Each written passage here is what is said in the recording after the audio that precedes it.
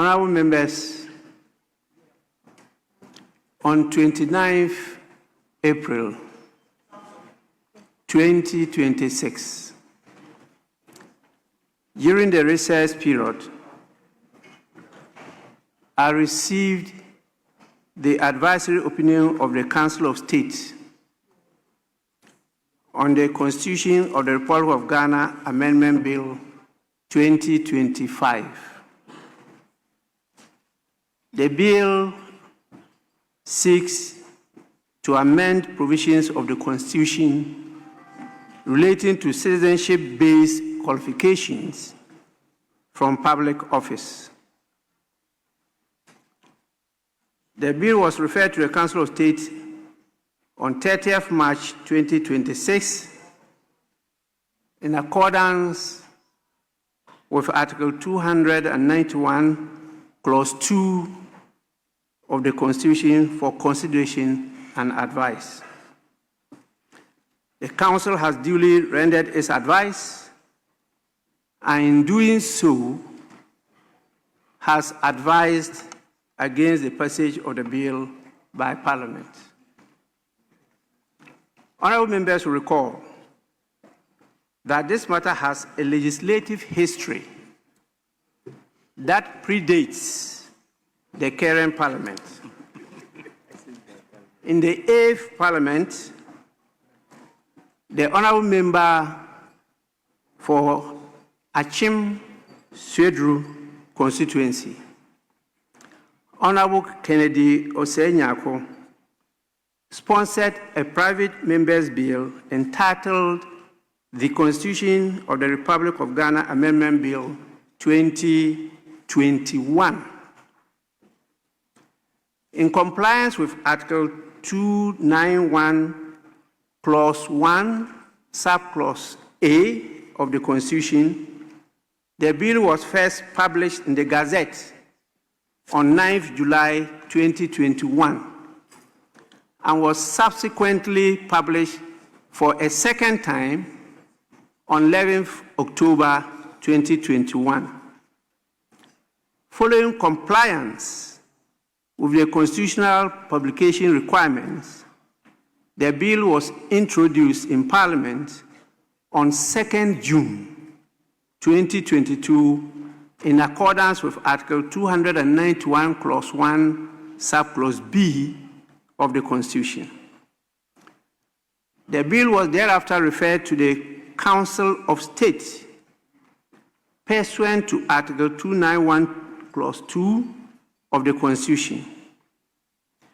By a letter dated 8th July 2022, the Council of State advised the 8th Parliament, and I quote, to proceed with the constitutional processes to effect the proposed amendments, unquote. Following receipt of that advice, the bill was referred by me to the Committee on Constitutional, Legal and Parliamentary Affairs pursuant to Article 106, Clause 4 of the Constitution and the relevant provisions of the Standing Orders of Parliament. The committee considered the bill and presented its report to the House. The report was debated, and the bill successfully passed through the second reading stage on 30th July 2024, but could not be taken through the consideration stage before the dissolution of the 8th Parliament.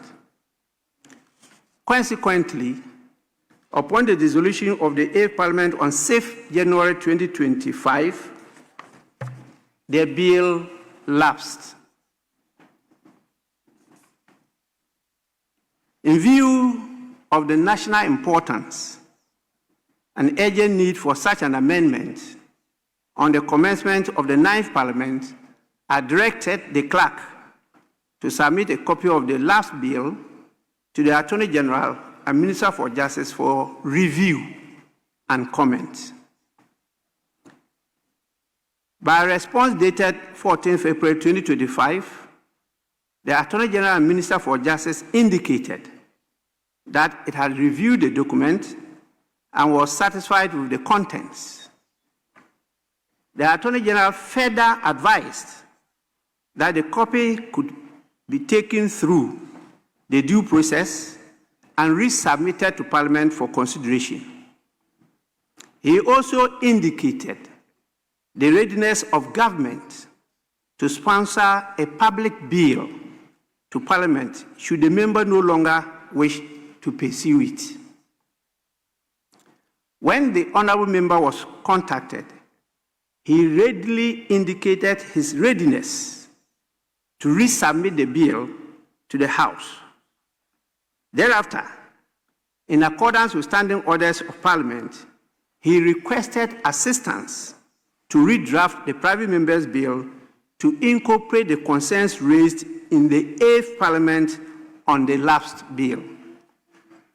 By my direction, the assistance was offered by the draft department and the redrafted bill delivered to the member for his attention. Subsequently, by a memorandum dated 12 May 2025, the member, Honorable Kennedy Osei Nyako, expressed his desire to have other members co-sponsor the bill. The following members accepted to do so. 1. Honorable Kwame Govins Abuja, Member of Parliament for Adakulu constituency. 2. Honorable Emmanuel Ama Kofi Bua, Member of Parliament for Elembele. And 3. Honorable Davis Ansa Opoku, Member of Parliament for Impraiso. The co-sponsored bill was delivered to me, and I instructed it be referred to the Committee on Private Members' Bills and Private Members' Motions in accordance with Order 1853 of the Standing Orders of the House for advice. The Private Members' Bills and Motions Committee considered and recommended the bill to be presented to the House for passage. In compliance with Article 291, Clause 1, Subclause A of the Constitution, the bill was first published in the Gazette on the 10th of September 2025, and the second publication was on the 11th of December 2025. Following the expiry of the constitutionally prescribed period, the bill matured for presentation to the House on 21st December 2025 in accordance with Article 291, Clause 1, Subclause A and Subclause B of the Constitution. After the first reading of the bill, in compliance with the Constitution, I referred it to the Council of State for consideration and advice. Honorable members, as earlier stated, I have received the advisory opinion on the bill from the Council of State. And I told you, this council advised against the passage of the bill, which meant that they differed from the earlier advice of the Council of State of the 8th Parliament, which had given Parliament the go-ahead to process and pass the bill. Honorable members, while the advice of the Council of State does not determine the legislative judgment of Parliament, it constitutes an important constitutional contribution to the deliberative process contemplated by the framers of the Constitution. As Speaker, it is not my role to determine the merits of the bill or to prejudge the conclusions that may ultimately be reached by the House, nor is it my role to substitute my judgment for that of the parliamentary committee that will be required to be guided by the advisory opinion in their report to the House. Given the significance of the constitutional issues raised by the Council of State, however, and the potential implications of those issues for Parliament's exercise of its amendment powers under Chapter 25 of the Constitution, I considered it useful to guide the committee and the House with my understanding and appreciation of the constitutional questions raised by the advice. Together with the advice of the Council of State, I submit my humble guidance in writing to the Committee on Constitutional and Legal Affairs Committee as to what and how to deliberate on the matter as attached. So, honorable members,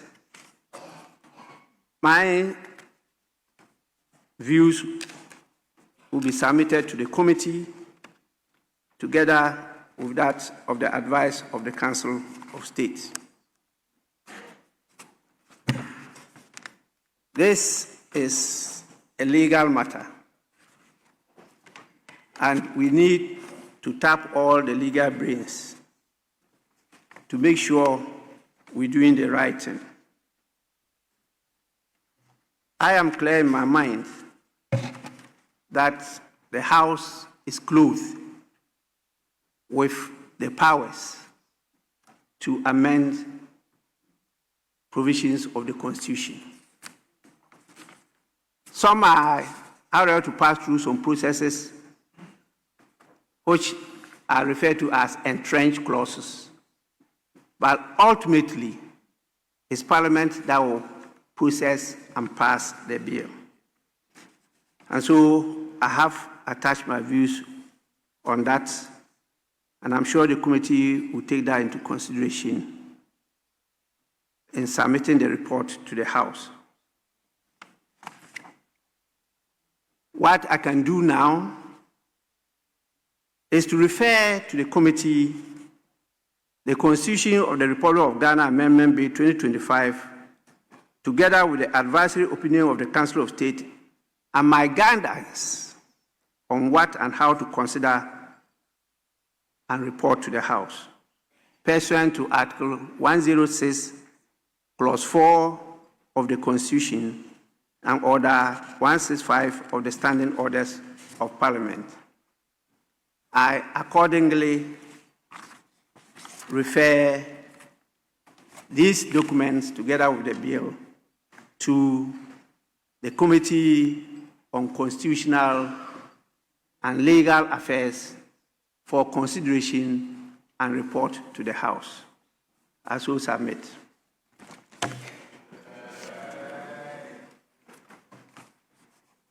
The second statement has to do with the declaration made by His Excellency the President on National General Cleaning Days. Honorable members, I wish to draw the attention of the House to the declaration by the President of the Republic, His Excellency John Dramani Mahama,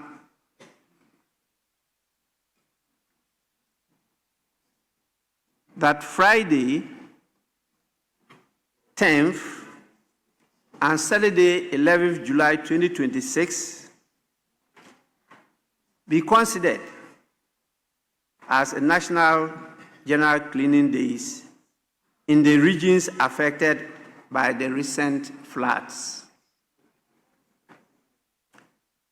This important national exercise follows the devastating floods, some people say floods, of 29th June 2026, which claimed lives, displaced families, destroyed homes and businesses, and caused extensive damage to public infrastructure.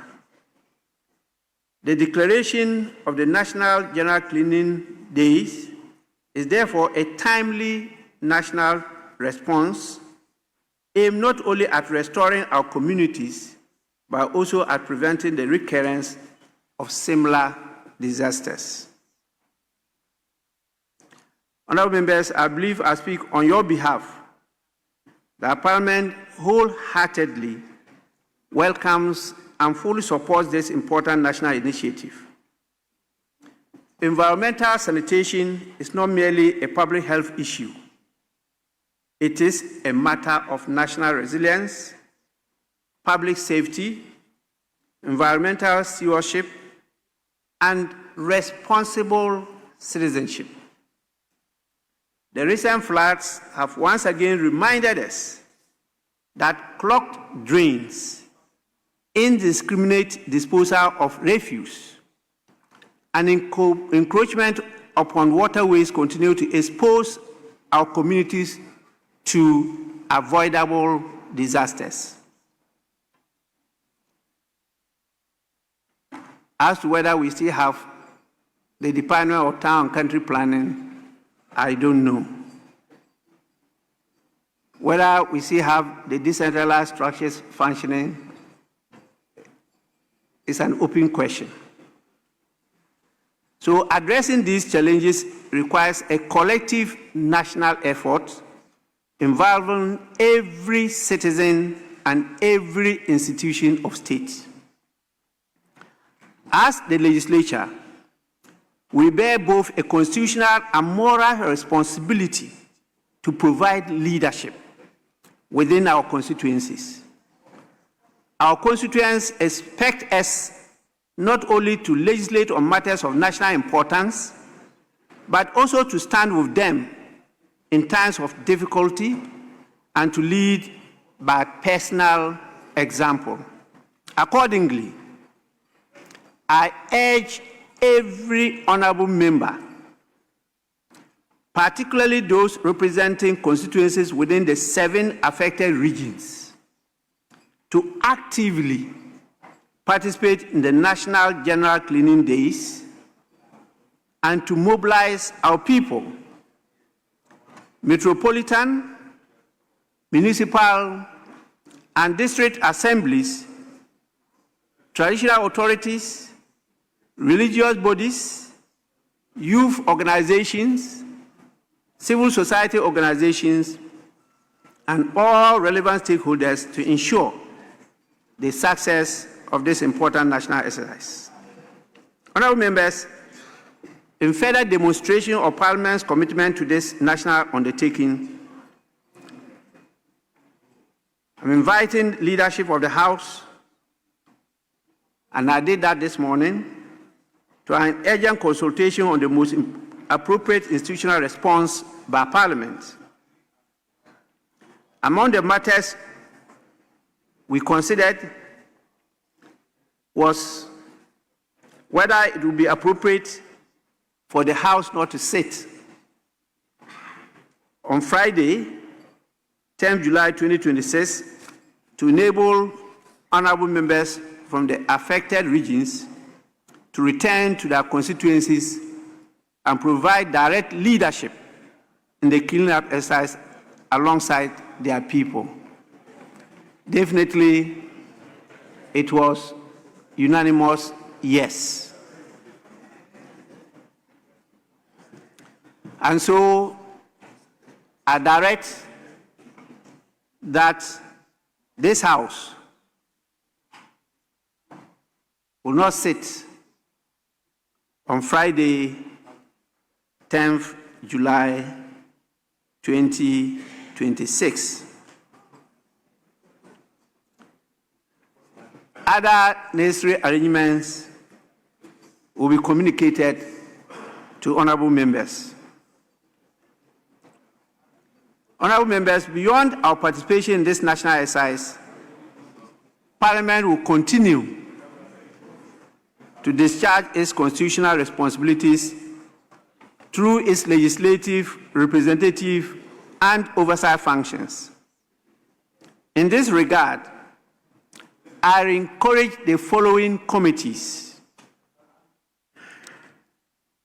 particularly those responsible for environment, local government and rural development, works and housing, sanitation, health, disaster management, and climate resilience to continue their oversight engagements and collaborate with the appropriate institutions to examine the underlying causes of recurring flooding, assess the effectiveness of existing policy and legislative interventions, and make recommendations that will strengthen Ghana's resilience against future disasters. Honorable members, these periodic clean-up exercises are becoming nothingness. What it calls for is sustained commitment to environmental governance, effective enforcement of planning and sanitation laws, responsible development practices, proper maintenance of drainage infrastructure, and behavioral change on the part of all citizens. Parliament stands ready to support every lawful and practical measure that advances these national objectives. Please, committees should go beyond just sightseeing. Let's identify those, particularly public officials, who have been involved in doing what is wrong and not what is right. And let's take the appropriate actions.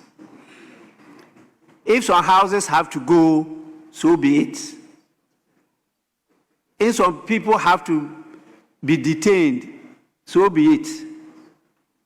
If some people have to be taken through the due process, we will support that cause.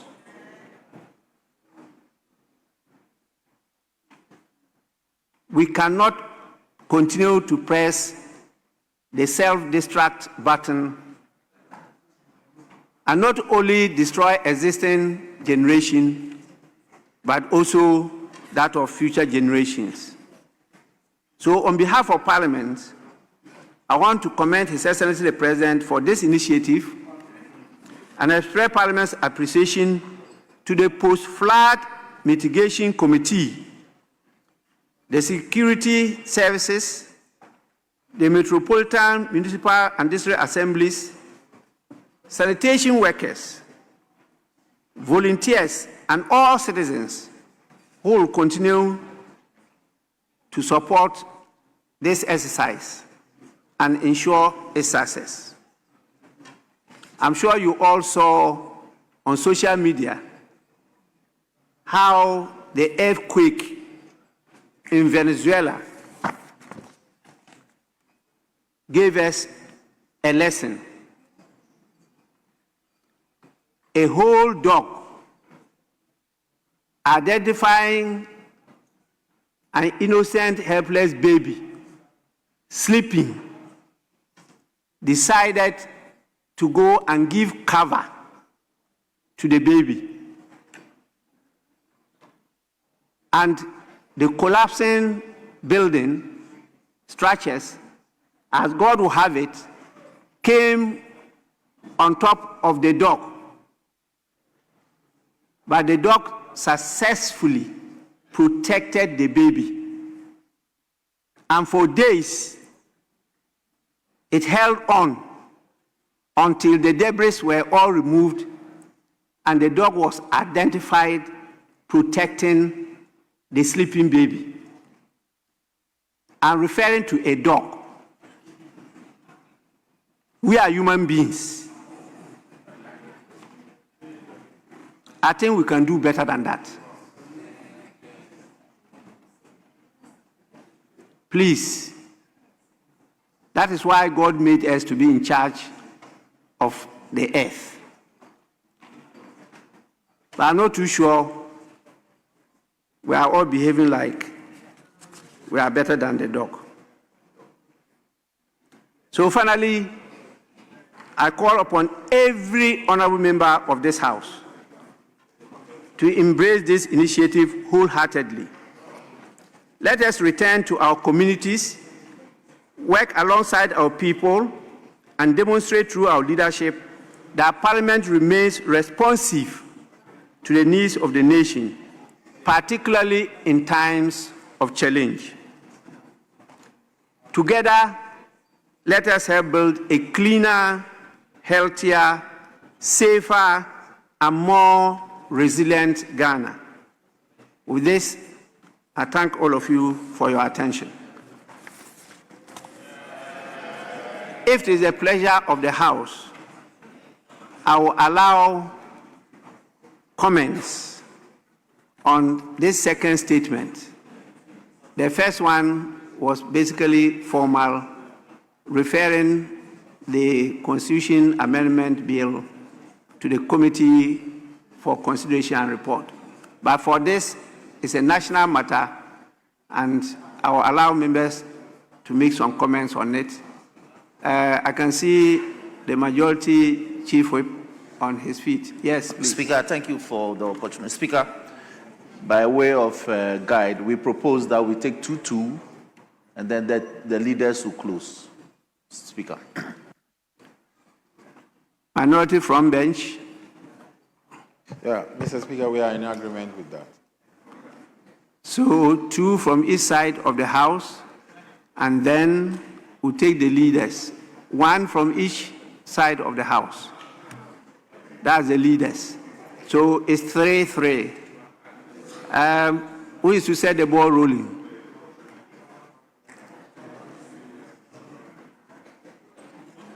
Yes. Honorable member.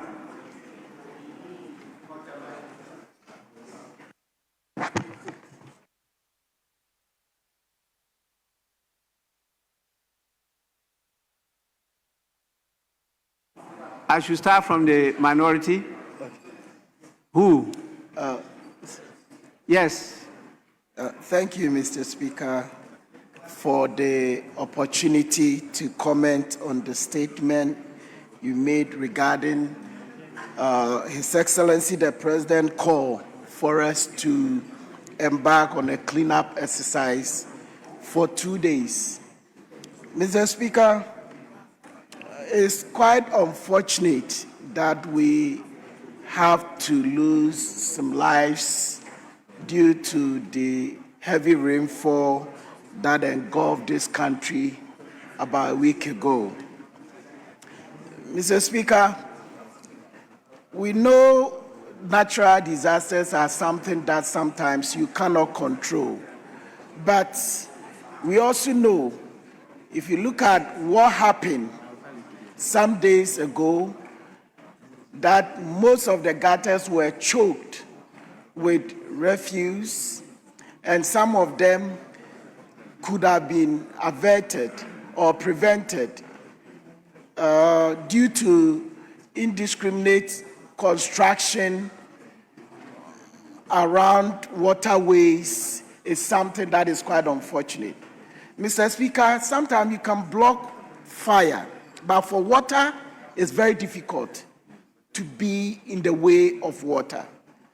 And as such, this 2-day call might help, but I think we need to go beyond just this 2 days call and have a mindset change as far as environmental issues are concerned. Mr. Speaker, if you travel to places like Europe, especially in Amsterdam, where it rains all year round, and they have water bodies around the cities, you don't tend to see such flooding happening when there's heavy downpour. But because we have not taken advantage of the natural environment that we have and preserve these streams within our cities and our towns, and we have constructed our buildings in such a way that we tend to block these waterways. And if you are to move around Accra right now, you realize that a lot of waterlogged areas have been redemarcated and redeveloped and try to change what nature has put in place to support us. Mr. Speaker, so this two-day call is good. We are in support of it. But I think we need to move beyond that, whereby we have to work with the security agencies, with the Ministry of Environment, with the Ministry of Interior, with the local government ministry, with the Ministry of Defense to make sure that proper planning is happening, and also to encourage the redesigning of our cities and our towns so that people can build properly, students can be conscientized, because we are asking that we go back to our communities for 2 days. But what is the Ministry of Education, for instance, is doing on this agenda? That we are encouraging our young ones that segregation of refuse is very critical. That recycling is something that we can encourage, so that even within our homes, when we make dirt, we are properly segregating this dirt so we can properly recycle them. And this is something that the Ministry of Education can be on board properly, so we can start from the early stages. Then we can educate and train our young ones that whatever we want to prevent, we have to start protecting it from now. So I'll support this call by Mr. Speaker. I believe that we need to move on and probably refer this to two committees, the Committee on Health, the Committee of Education, so that they can encourage a policy direction that can help us prevent certain in the future. Thank you, Mr. Speaker. Yes, honorable members, we will continue, but my attention has been drawn to the fact that we've had some visitors who may want to leave us very soon. So let me just acknowledge their presence and we'll continue. We have a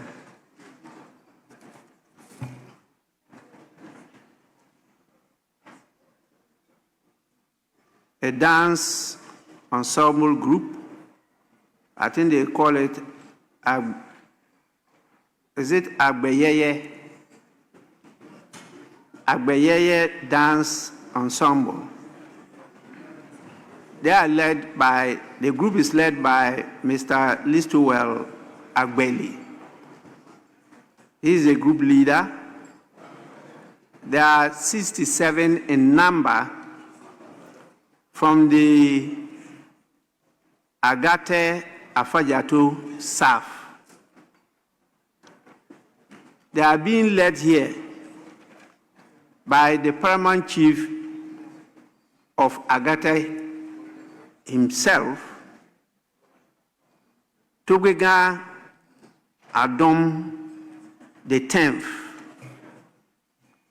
and also the Queen Mother herself, Mamaga Adomwa Afefa the First. You can see the dance ensemble group. They definitely are on their feet. Our traditional leaders are well adorned and seated there in front of them. This is to the left side at the public gallery of the speaker. On behalf of the House, I want to warmly welcome you. We are happy that you are here to observe what we do, and I wish that you do that more often and get the opportunity to interact with your members to draw their attention to the code of conduct of a member of parliament or leadership in general. Leadership in general. Once you become a leader, there are some things you can't do. You must change to be a leader.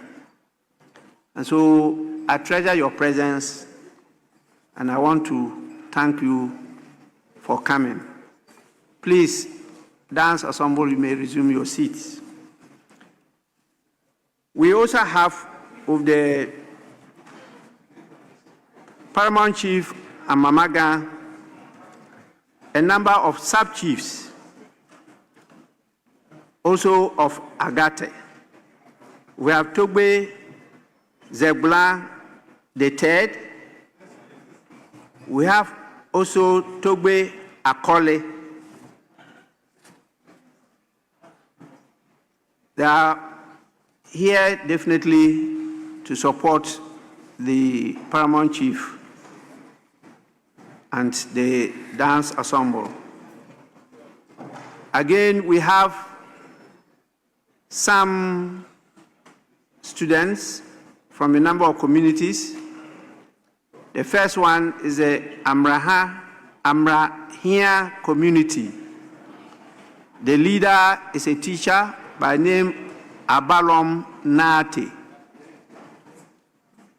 This is located in the Adenta constituency, and there are 74 in number. We also have the Liberty Preparatory School, led by the teacher Eric Asari, and they are located at Anya Soutum. They are also 65 in number. And the Stardom Foundation Central, AG, the founder himself is here, Jeremiah Cranton. They are located at Tema Central. They are 29 in number. We have a Child's Place School led by the headmaster, Godwin Asari. They are located at Nsawam, Aduajiri. Please, on your behalf, I warmly welcome all these students together with the leaders, the teachers, the founders, the headmaster to Parliament. Please, this is your house. Keep on coming. We pray and we're working towards the future so that when you come here, you'll be better than we are. You'll be more patriotic, more hardworking to keep the wheels of governance going, to develop faster our country. So you are all warmly welcome. Now, can we take comments from somebody from the majority side?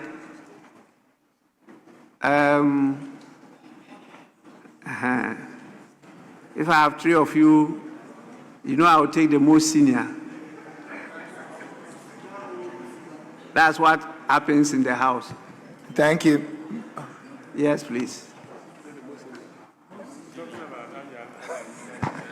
Who is claiming to be the most senior?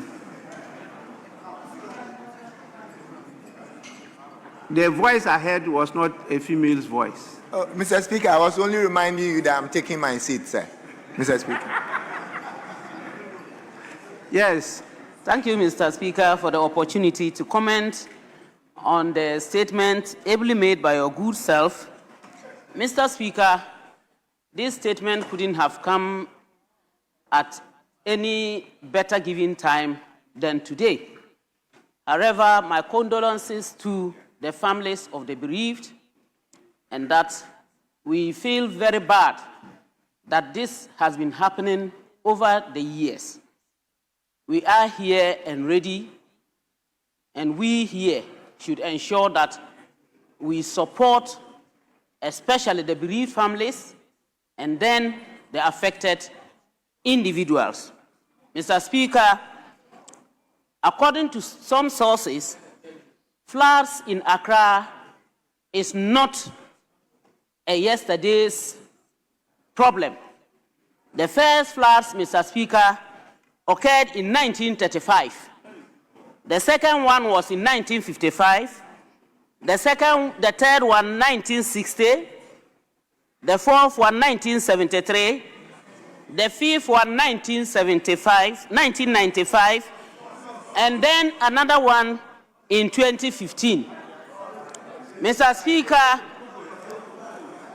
unfortunately, for me, as we sit here, the best thing for us to do is to stop lamenting.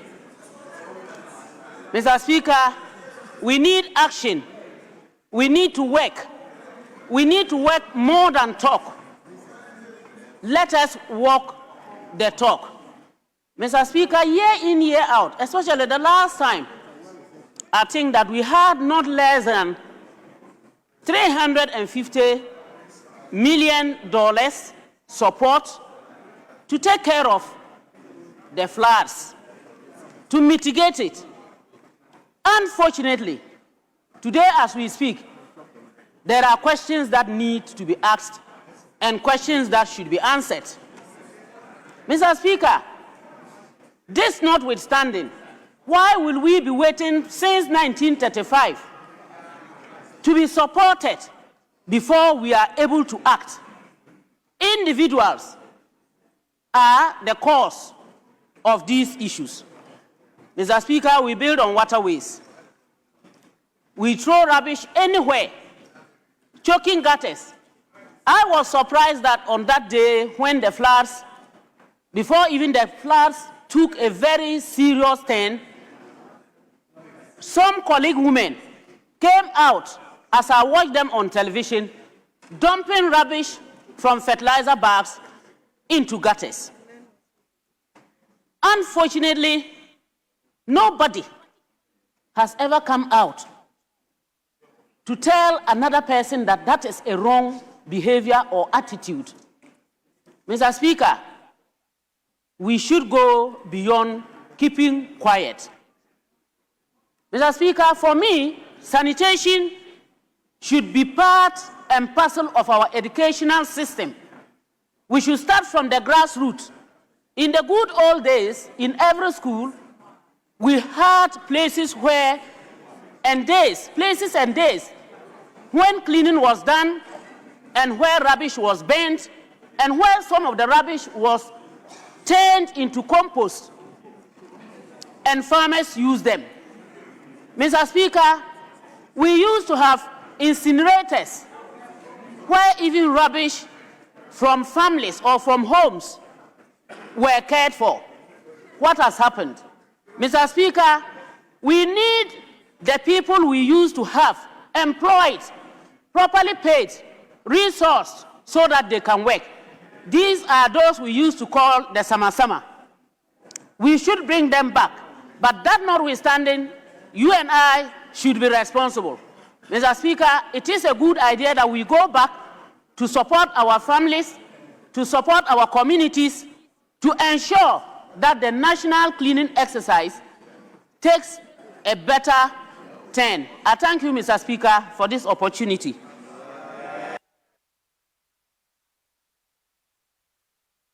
Yes, Honorable.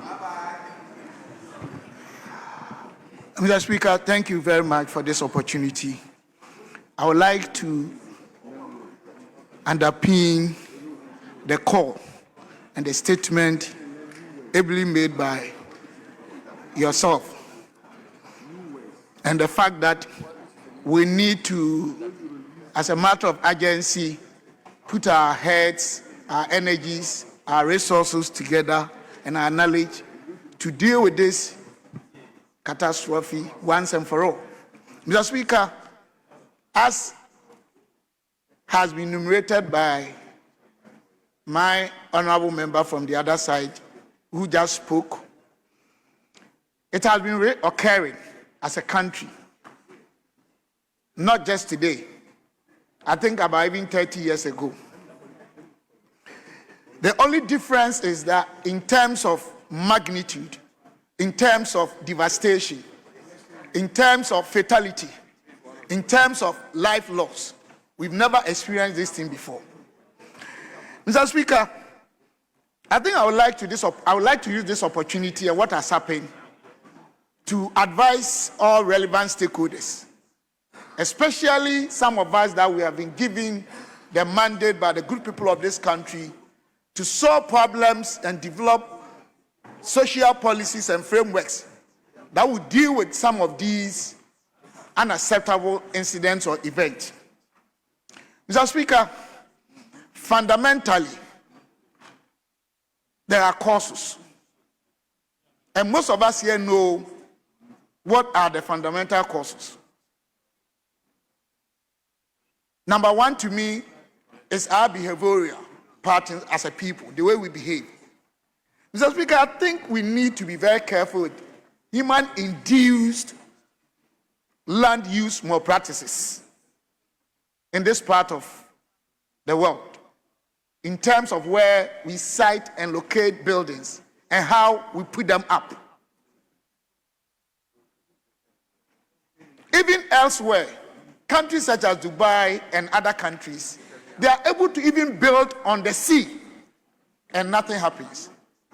How come that in our country, just a small stream, because the way we build without engaging appropriate and relevant stakeholders or engineers, we just fill all these places.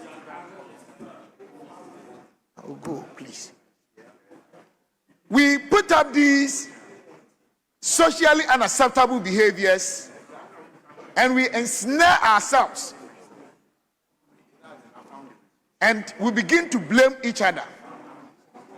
Mr. Speaker, one of the things I've noticed, which has played very well also here, is the way when it happens, depending on where one's interest is, we blame each other. And the most painful thing is, the very time we are blaming each other, we don't seem to conduct the needed research and find solutions. So it keeps on happening. I think we need to deal with fundamentals of some of these problems or difficulties or devastations, rather than always just blaming.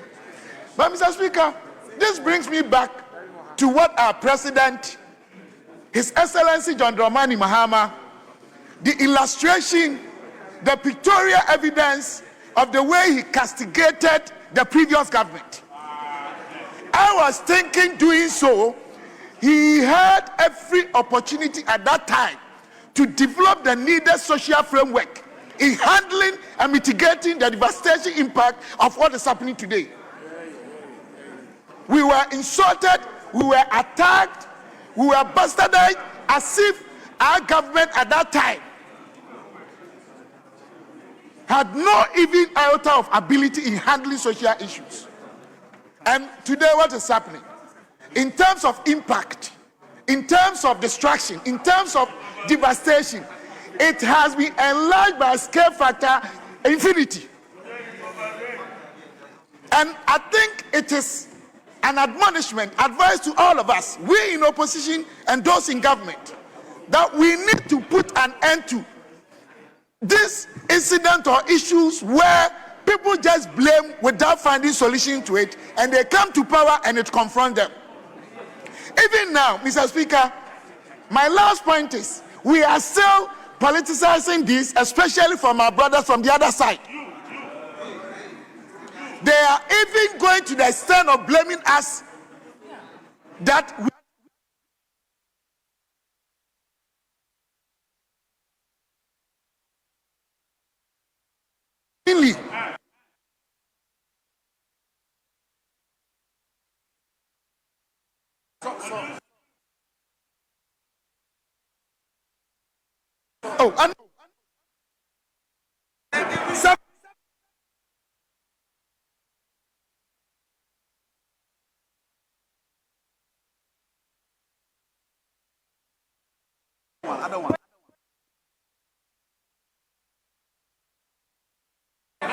surprisingly,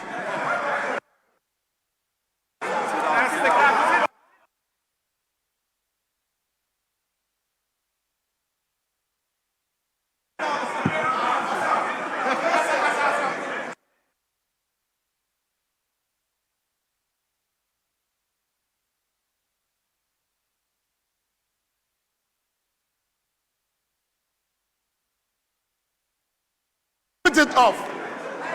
I'm not coming to start. Honorable members, please, honorable members.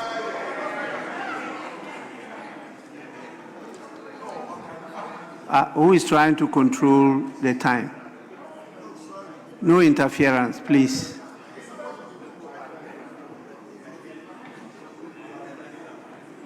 No member of parliament has the mandate to control the issue of time. Is that of the speakers, not members of parliament? So please, you can continue. Thank you, Father.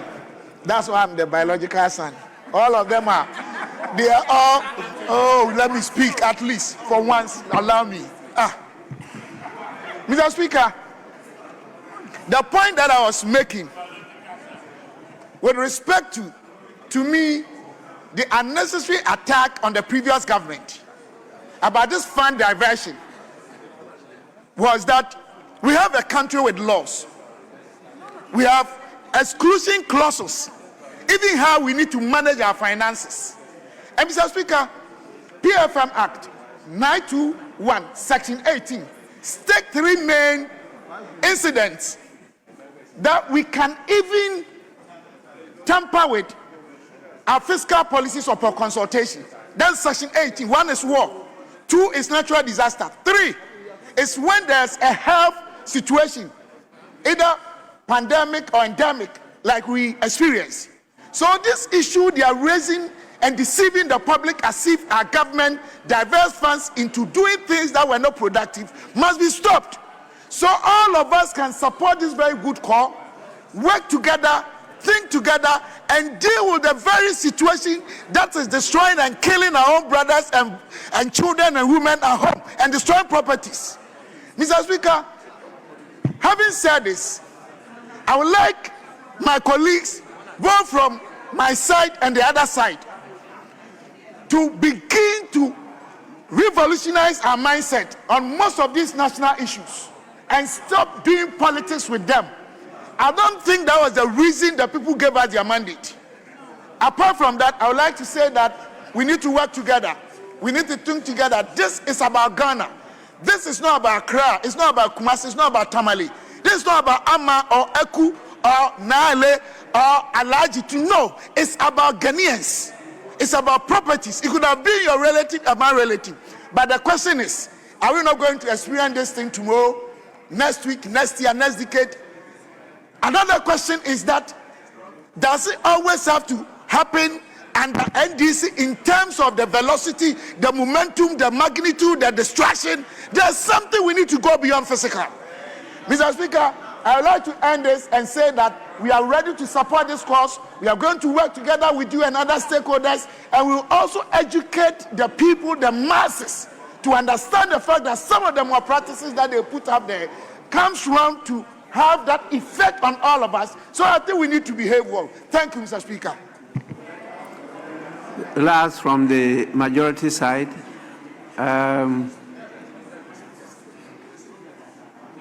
Majority Leader, now I have your two.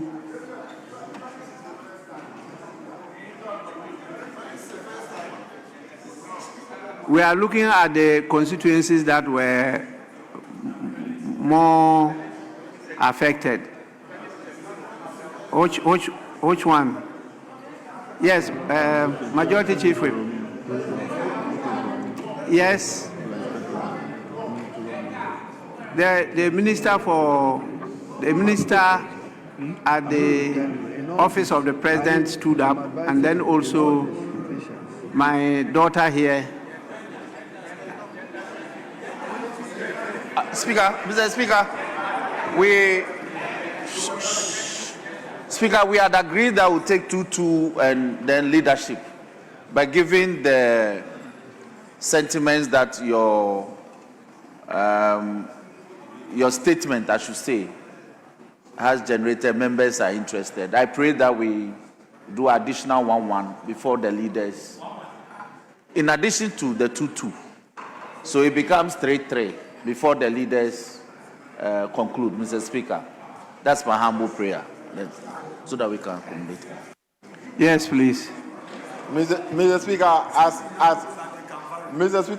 as much as I'm not opposed to it, but this application is made based on the fact that he can't give priority to the Minister for Gender. Mr. Speaker, when you were to call their first speaker, you said who is senior.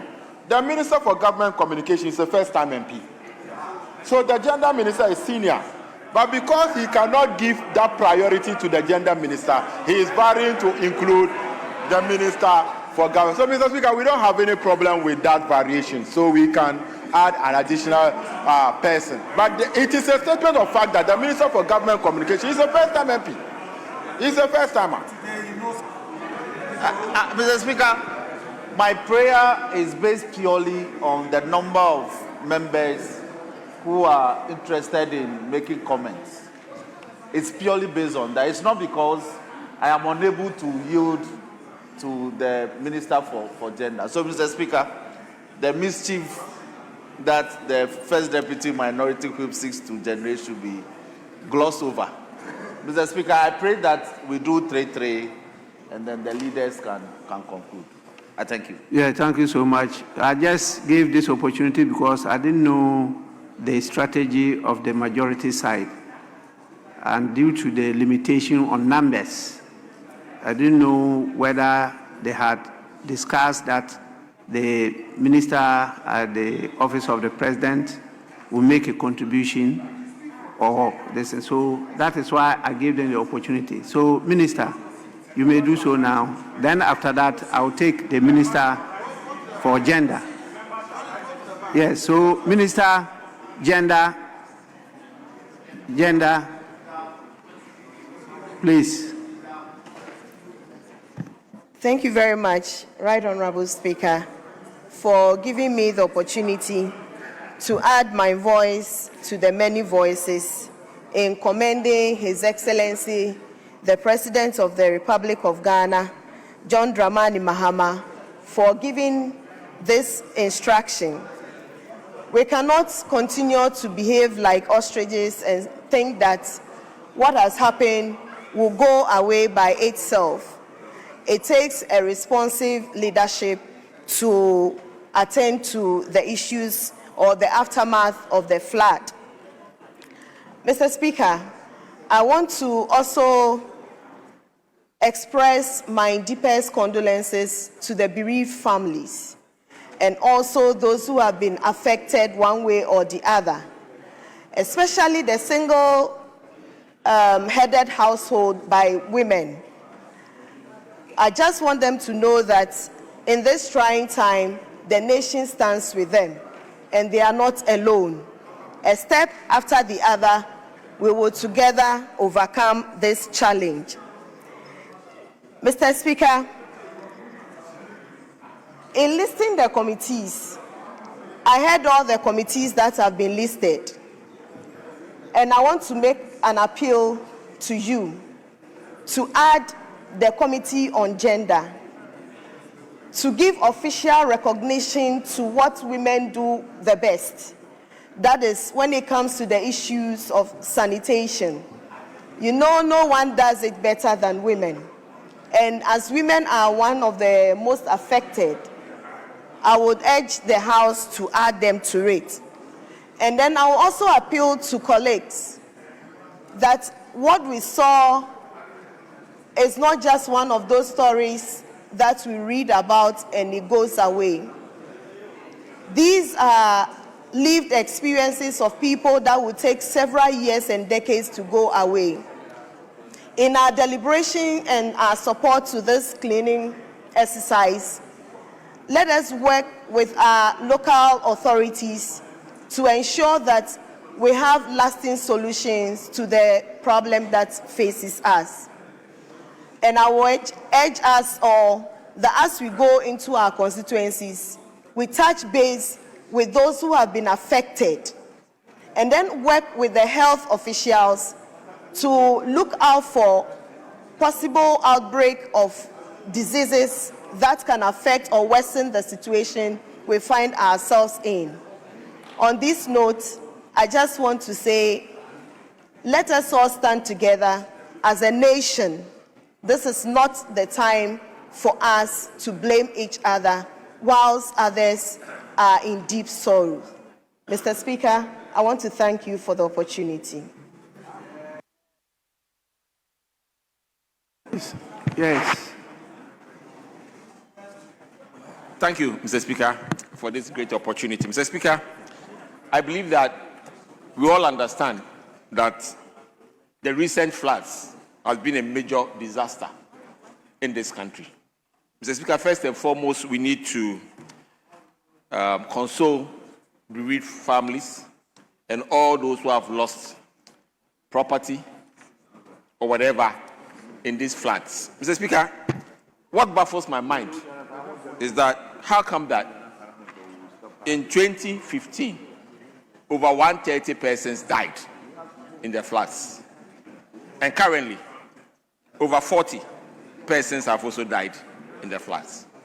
Mr. Speaker, we all know that leadership is cause, all others are effects.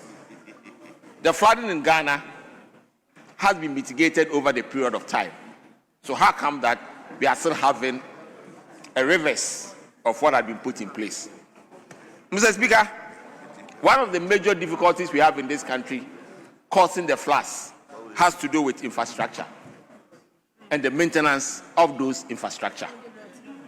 Consistently over the period of time, we've realized that government after government have raised a lot of money to invest in these areas. Unfortunately, it seems that this year and last year, the implementation of some of these projects have stalled because of decisions of leadership all over the country. Last year, in my own constituency, there were some floods because they couldn't just clean the drains. Because all the projects they were trying to implement, they were told that they needed a commitment authorization. That is leadership. And if that leadership fails in that direction, Mr. Speaker, the floods would happen. I believe that it is time that the president and his current leadership take bold decisions to implement what needs to be done so that this doesn't reoccur again. Mr. Speaker, one of my biggest challenges is that if you take a place like Circle, there are no buildings in the waterways because otherwise they would have been broken down long ago. So how come they are still flooding? The simple fact is that just a contract of somebody working has been terminated. Mr. Speaker, my mother always told me this. He said that when you are cooking, you clean as you cook, so that by the time you finish cooking, the place is clean. In a situation where we are removing somebody from working on a contract without a replacement, clearly that is not leadership. And I believe that we need to sit up and work on some of these things. Mr. Speaker, the other issue has to do with centralization. In this country, everybody is waiting for Accra. But Accra can't save itself. So why should we always continue to always be looking up to Accra? Mr. Speaker, when the drip machines came, it came with backhoes. It came with excavators. How come the districts are not using them to clean their gutters and their drainages before the rain sets in? People are just waiting for Accra. Everybody's waiting for Accra. And that is why it is very important that we make sure the mindset of our people also change. Mr. Speaker, this dependency on Accra is becoming too much of a problem. Too much of a problem. Because every time the assemblies are able to take a decision to clean up the silt, dredge, before the rain sets in, the impact is minimal. The floods are minimal. Our own people also need to change their mindset, how they treat waste. Mr. Speaker, as even me, when I drink water, ice cream, whatever, anywhere, I put it in my jacket and get it home before I dispose of it. A lot of our people think that somebody is going to do some work for them, and therefore they leave these things to chance. And the accumulation of these things consistently continue to block our waterways and create flooding situations all over our country. So I believe that whilst we are advising the government to take these bold decisions, we should also advise our people to also do the needful so that these flooding situations do not continue to happen. Mr. Speaker, in our own situation, one of the areas I believe that we need to be looking at is what? Digitalizing the tank council that has been scrapped some time ago back into our system. In the Western region, we introduced what we call the e-tankers. I believe that it is time we scale it up across the length and breadth of our country so that ordinary people can report persons who are indiscriminately disposing of waste. If we are able to scale it up at the national level, across the districts, I believe that people will be on the lookout for those who have been creating a lot of mayhem in our communities. Mr. Speaker, The cleaning that has been proposed by the president Friday and Saturday is not enough. We should clean every day. We should clean every day. We don't need any special holidays to clean. We should clean as we go. This business of doing monthly sanitation day is a waste of public money. It's just a complete waste of public money. Because those monies can be used every day to clean every day. And I believe that, Mr. Speaker, these are one of the areas I believe that we have to look at. Because all the districts, as we speak today, have enough sanitation equipment to work with. They have men and women who can be recruited to work with. And even now, a lot of the budget has been sent to the districts. But when you send the budget to the districts, and the same government tells them that wait for me before you can spend the money, naturally when the rain sets in, you should know the crisis would happen. Mr. Speaker, as we speak today, a lot of the assemblies couldn't spend their sanitation money because they were waiting for commitment authorization. And that is where we've had a lot of problems. Mr. Speaker, one other area is that in a lot of the regions, especially the Greater Accra, we are told that the rains come from the mountains into the Accra region. So we need some engineering as well. We need to raise the money to do it. Without raising the money, Mr. Speaker, we will not be able to do some of these things. On this note, Mr. Speaker, I believe that we should clean every day, we should build the infrastructure, and also change our mindsets so that this country do not suffer these consequences again. But like I said earlier, leadership is cause. All others are effects. And like I said some time ago, the opposite of poverty is not wealth. The opposite of poverty is intentionality. It is not about emotions. And therefore, if we are prepared to change the course of this problem, we have to be intentional about it. And we have to find the solutions now and create a new reality for the Ghanaian people. With this view, Mr. Speaker, thank you very much for the opportunity. Yes, Minister.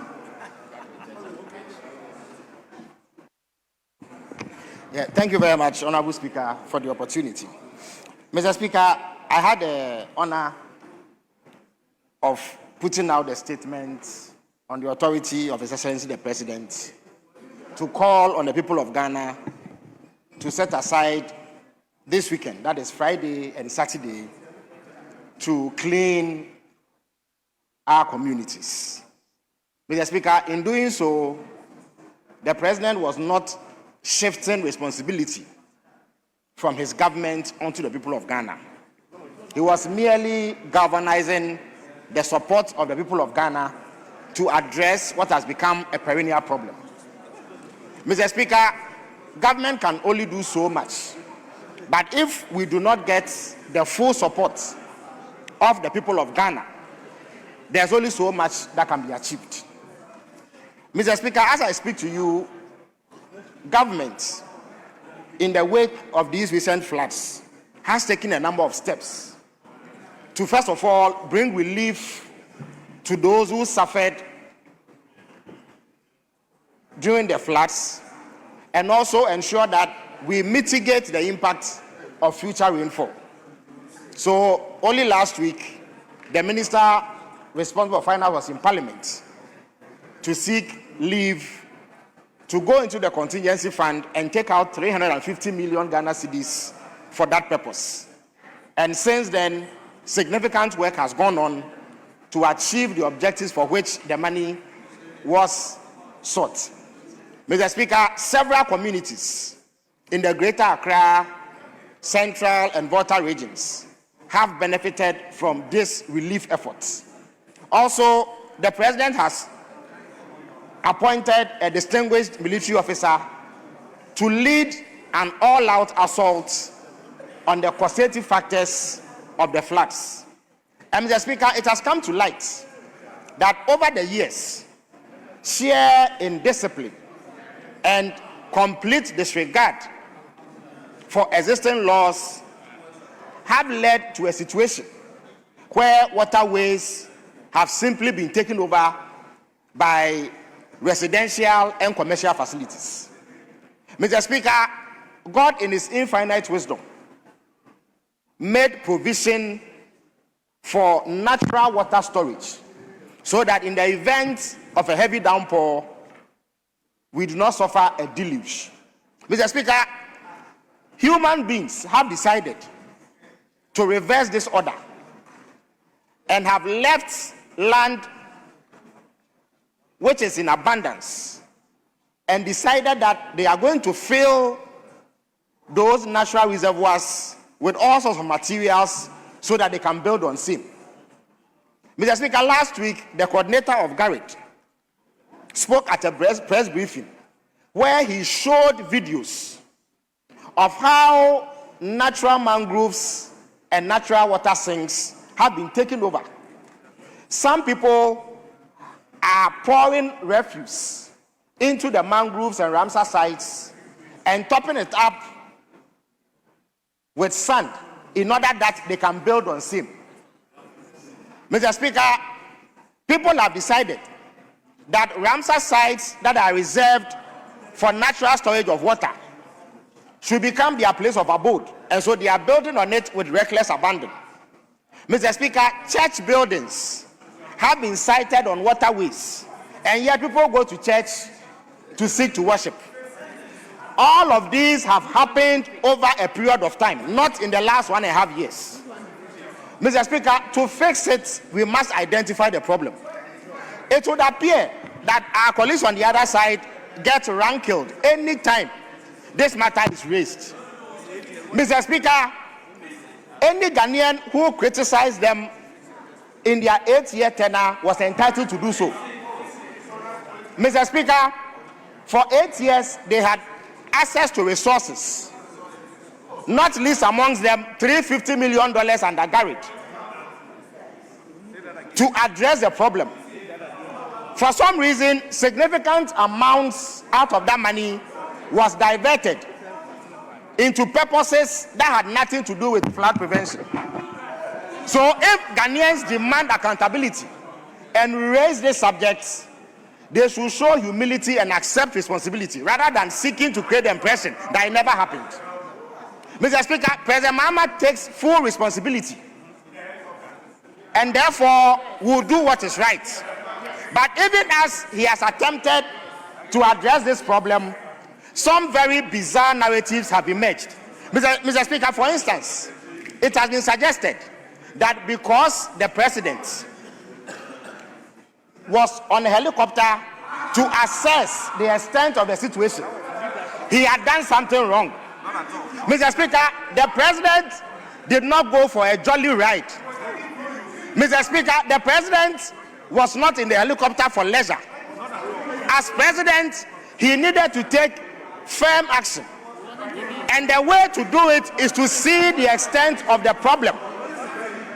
Mr. Speaker, there are those who, for political reasons, suddenly believe that by merely going to 1 or 2 houses to shake hands, they had done what was right.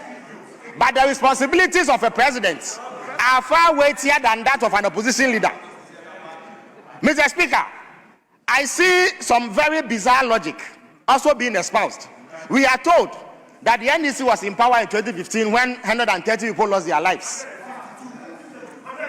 And that only last week there was a heavy downpour that led to the loss of lives of about 30 people. And so something is amiss. Mr. Speaker, you see, there's no room, Mr. Speaker, there's no room for that kind of misguided politicking in this discussion. People have said it here. The Honorable Member for Efia said it. Honorable Kobi Dako said it. Mr. Speaker, the amount of rainfall that we recorded last week or so was 140 millimeters in 1 day, 13 hours. In the whole of 2024, only 56 millimeters of rainfall was recorded. So it is only logical that we were going to suffer a deluge. So those narratives must be expunged. There must be no room for such illogical conclusions. There must be no room for such misguided politicking. When people have died, when indeed the entire West African coast has been submerged, including Cote d'Ivoire, where 59 people died, that is not a time for the sort of illogical, misguided politicking that some members of the opposition are engaged in. The fact that in 2015 people died has nothing to do with what has happened last week. Mr. Speaker, but President Mahama has said that firm action is going to be taken. Mr. Speaker, I recall that in 2007, when Mr. Ajay Blankson was then the AMA chief executive, he began an effort to rid our streets of hawkers. That was in 2007, a year to elections. To my utter dismay, a leading figure of the New Patriotic Party at the time went on live radio and said that that action was going to endanger the party's chances in elections.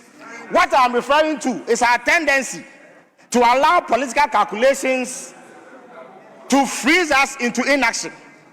Mr. Speaker, I can bet you that the moment this government starts taking action to clear the waterways of the structures that are blocking those waterways, you will see sections of Ghanaian society labeling government as insensitive.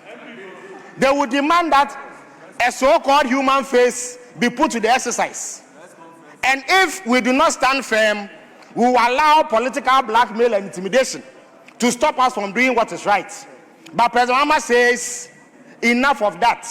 He will do what is necessary to protect the people of Ghana, so that when the rains come, we do not suffer what you all suffered.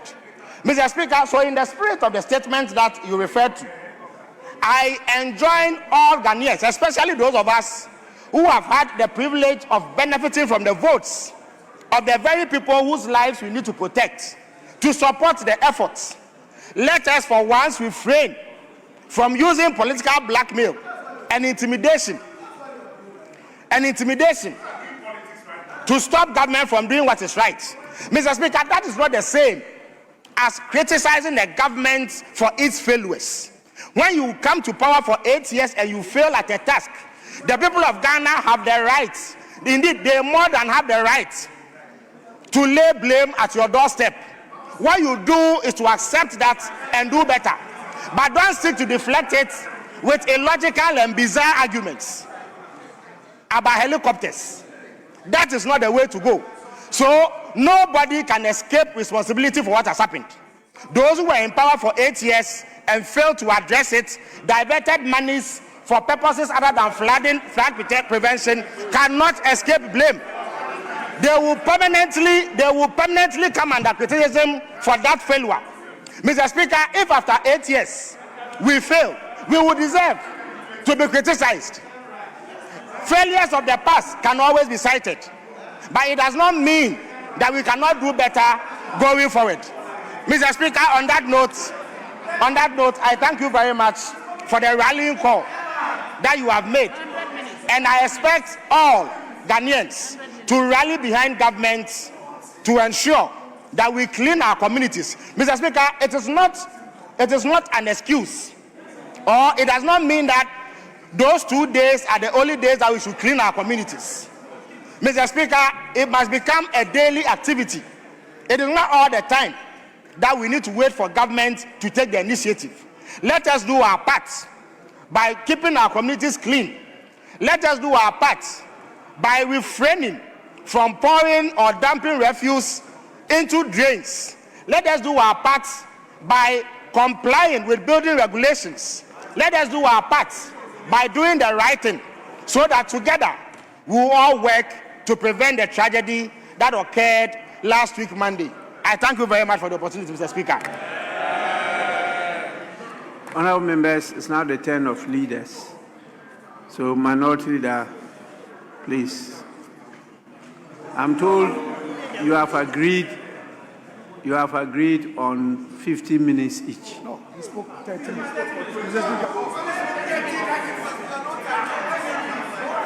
Honourable members, please listen to each other. My statement is, I'm told the leaders have agreed on 15 minutes each. And you are attacking the statement. That is a different issue. The leaders agreed that they will use 15 minutes each. 15 minutes each.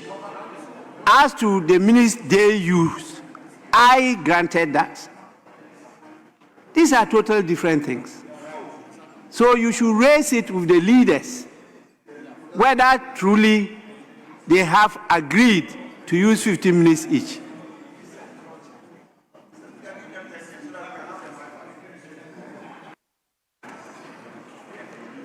Speaker, originally the members were to take 5 minutes, but you... There was no such original decision. Very well, there was no Speaker. decision like Mr. that. Speaker, yes. Mr. Speaker. I consulted you, the leaders, and you said for leaders, you are going to use 15 minutes each. Mr. Speaker, if your assumption was that the members will use 5 minutes each, that was not communicated to me. Very well. Mr. Speaker, we pray for variation to allow us to have extended time to... How many minutes each? Mr. Speaker, 25 minutes. I would need 25 minutes. Mr. Speaker, because the backbencher spoke for 30 minutes. I will need 25 minutes.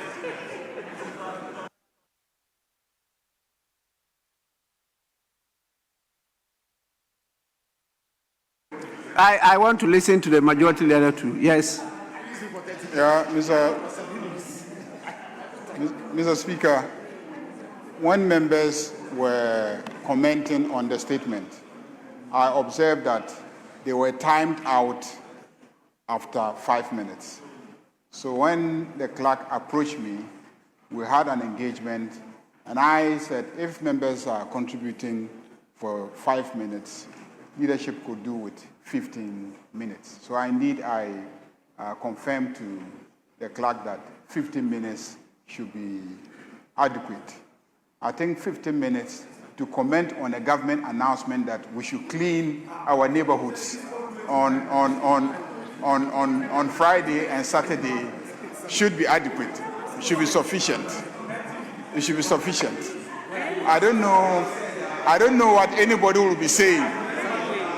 I don't know what anybody will be saying that Mr. Speaker has not said already in the statement that he read to this House. So 15 minutes should be okay for leadership. Mr. Speaker, we have a long schedule of businesses that we must conduct. I mean, if you look at the order paper for the day, we have so many. We have several bills pending. We have not even taken the business statement for the week. So, Mr. Speaker, there's a lot to do today. And it is already 5 p.m. It is already 5 p.m. And we have a lot to cover. So let's just use 15 minutes each, and then we can get back to the business of the day. Yeah, this is for leaders. So, minority leader. Speaker, in view of the fact that our colleague who just spoke had over 27 minutes, I would plead. No, we watched it. Don't argue. Relax.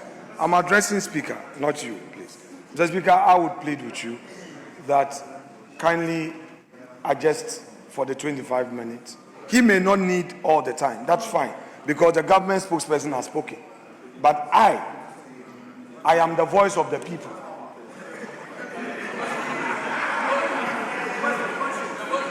Mr. Speaker, I am the voice of the people. He has had the government spokesperson getting 27 minutes. So, as a leader of government business, he may choose to take just 5 minutes. But, Mr. Speaker, you are here to protect the minority. So, you grant me my 25 minutes. And then if he wants 5 minutes, because that added to the 27 minutes of the government spokesperson, that would be 32 minutes. And who would have just had 25 minutes? Mr. Speaker, as it pleases you.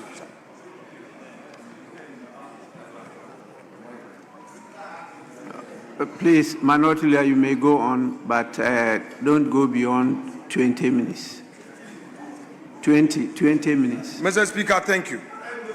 Mr. Speaker, Let's listen to what he's going to say. Please. Mr. Speaker, let me on behalf of the minority extend condolences to the bereaved families. Indeed, all of us saw the pictures, the videos, the many lives that suffered that day, that perished that day, and the properties that came under severe flood. Mr. Speaker, I would also, on behalf of my colleagues, thank you for bringing this important statement to the fore. Mr. Speaker, the spokesperson for government on his feet indicated that the government has drawn funds from the contingency account, an amount of 350 million Ghana cedis. He also indicated that in the past administration, certain funds were diverted. These were his contentions. Mr. Speaker, I submit, by way of my own comment to this matter, that the statement by the government communication minister, as well as the statement from the Ministry of Finance, that indeed, pursuant to the approval by the Finance Committee of the House on the 30th of June for the withdrawal of an amount of $350 million in cedis, in accordance with Article 177, Mr. Speaker, is false. Mr. Speaker, it is false because the contingency fund has suffered a garnishee order from the court. Mr. Speaker, for government spokesperson to come before Parliament to tell all of us that the withdrawal was made from the contingency fund, Mr. Speaker, is most misleading. Mr. Speaker, I am aware, indeed, I am aware, and indeed, I have the letter of the Attorney General. I have copies of the letter dated the 1st of July. Minority Leader, just a minute. Yes, Majority Chief. Mr. Speaker, this is unfair by him, not you, Mr. Speaker, by him. Yes, Majority Chief. Mr. Speaker, the minority leader is aware that as a House of Record, anything that he says must be backed by facts, hard facts. Oh, please, please, please, please. So much so that to say that the finance minister's public statement that the 350 million was not indeed drawn from the contingency fund and that the contingency fund had been injuncted has been garnished. In that case, it's been injuncted. It cannot be assessed. Has to be backed by the evidence of the court case, the court order. It cannot be something that he will say whimsically and walk away, because it carries very heavy weight. So, Mr. Speaker, we want him to tender the court order as well as the case, inspect the judgment of the court. Yes, Minority Leader, you may go on. Please go on. Mr. Speaker, with respect, it is my contention that the statement by the government communication minister to this House is false. The statement by the Ministry of Finance that funds were withdrawn from the contingency fund is also false. Mr. Speaker, and I submit that the contingency fund of the state has been subjected to a court order, a garnishee order. I have a letter of the Attorney General dated 1st July 2026, reference OAG MO9/SCR/50/7/26. Mr. Speaker, this letter is addressed to the Governor of the Central Bank, and the title, it says, "Dear Governor, release of funds from the contingency fund for the National Emergency Flood Response Program." Reads, reference is made to the conversation I had with you this afternoon regarding the above subject matter.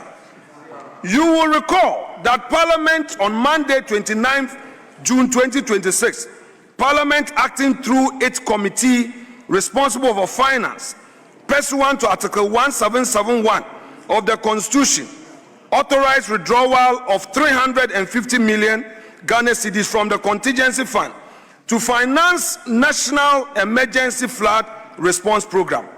I have also taken note of the subsequent directive issued by the Ministry of Finance to the Comptroller and Accountant General, as well as the Comptroller and Accountant General's bank transfer advice to the Bank of Ghana for the release of the approved funds in furtherance of the National Emergency Flood Response Program.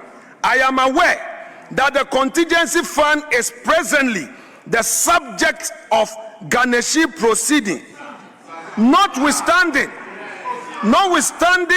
those proceedings, it is my considered opinion that the exceptional circumstance surrounding the national emergency and overriding public interest in safeguarding lives and property warrant immediate release of the approved funds to facilitate government emergency response. Accordingly, I advise that Bank of Ghana gives effect to the approval and directive already issued and proceed with the release of the 350 million from the contingency fund without delay in order to deal with the national emergency.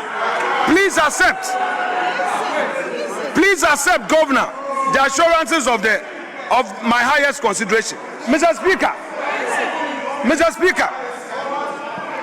Article 77,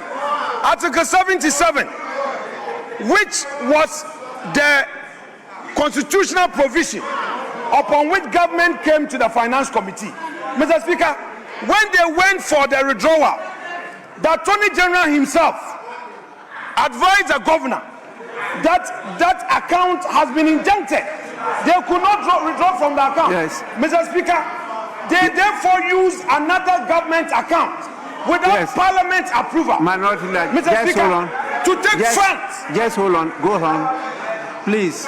Yes, Majority Leader. Mr. Speaker, I think the point of order was based on he saying that the Minister for Communication had said something else. What I recall the Minister for Communication, Government Communication, saying was that the Finance Minister came to this House for authorization to withdraw 350 million Ghana cedis. And that has been made available to solve the problem.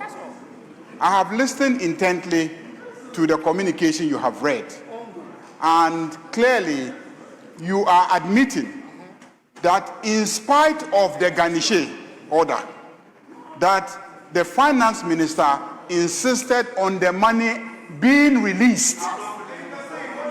That was advised. Is that okay? So you are now proceeding to argue the legality of the action of the Finance Minister, not whether or not 350 million Ghana cedis was made available for dealing with the flood victim issue. So I think that there is no misrepresentation here. Majority Leader, we haven't reached there yet. He hasn't actually got to that stage. So let's listen to him, and maybe you can come back. Yes, please. Mr. Speaker, even before, Mr. Speaker, before I proceed with my argument, Mr. Speaker, the front bench of the majority is acting very undemocratic. Mr. Speaker, as Democrats, they must have the tolerance. All the government communication minister said all he wanted to say. We kept quiet and listened. You are 189, but you can't catch small bullets. Then you come under the guise of point of order. What point of order? You cannot take small bullet from the minority. You should sit and listen. Mr. Speaker, my argument therefore is that for the government communications minister to come to the House of Parliament to tell Ghanaians that they have withdrawn from the contingency fund, Mr. Speaker, it's false. It is false.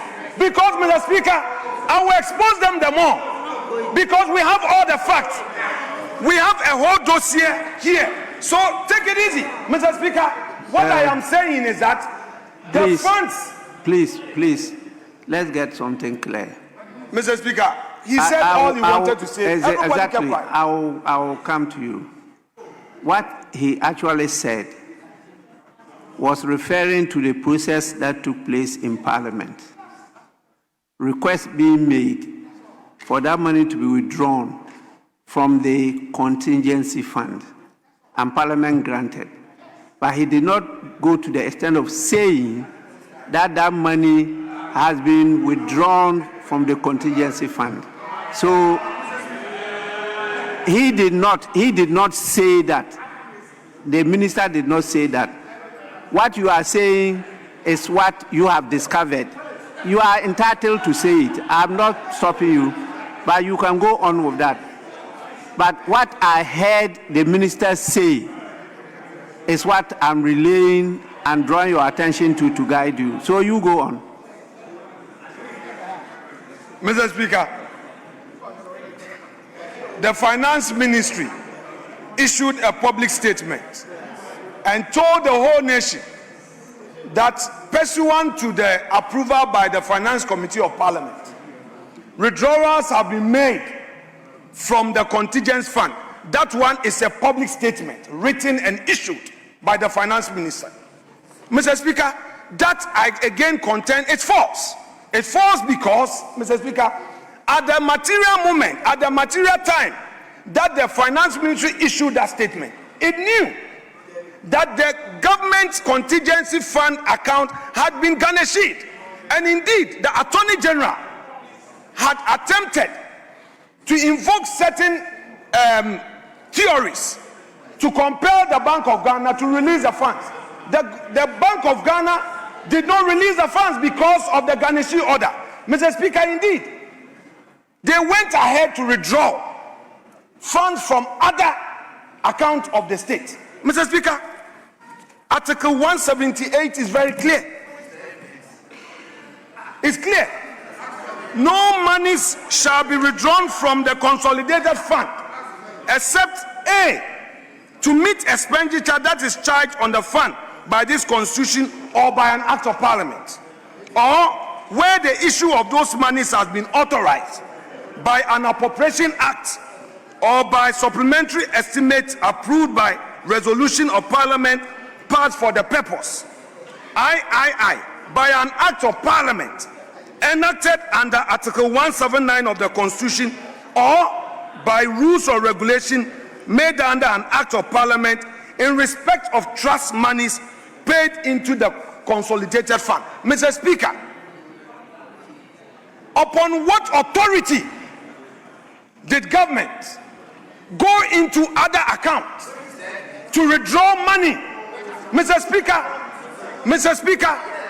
they have breached the Constitution using a national emergency to do that which was not authorized by Parliament. Mr. Speaker, the Attorney General is in this chamber. You have your bite. Don't worry. Mr. Speaker, yes, but I'm not. Point of order is Mr. really Speaker, raised. Point Mr. of Speaker, order. before I'm not challenging your your decision to allow a point of order. But, Mr. Speaker, let me bring in this preliminary observation. What they are doing is an act of bad faith. No serious Democrats act the way they are acting. Their government communication minister, 27 minutes, said all manner of things. We kept quiet, we listened. It gets to my point. You have the opportunity to speak. Your leader is there. What is all these points of order? Points of order, Mr. Speaker. Honorable Minority Leader, please, I'm in charge of this matter. Very well, Mr. Speaker. So you hold your peace. Very well, Mr. Speaker. And let's listen to him. Yes. You are not tolerant, you people. You are intolerant. Please. Yes. Mr. Speaker, I rise in pursuance of Order 122. We will see. Mr. Speaker, with your leave, it says that a debate may be interrupted by a point of information, elucidation, or clarification. Mr. Speaker,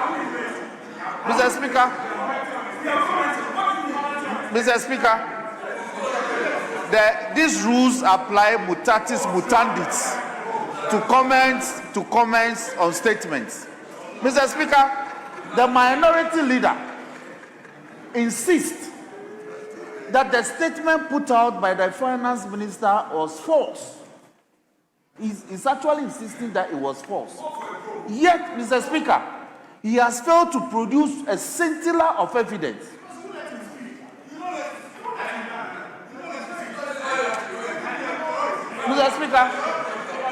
Mr. Speaker, one, he claims, please. I thought to say you are the Democrats. Okay. Mr. Speaker, one, he claims that the monies advanced were paid from a certain account. He has failed to produce evidence of that account other than the contingency fund account. Speaker, number two, he insists that when the Attorney General referenced the matter as a subject of garnishing proceeding. Oh, please. I am laying the foundation. I'm laying the foundation for moving the house that he is out of order. Speaker, number two,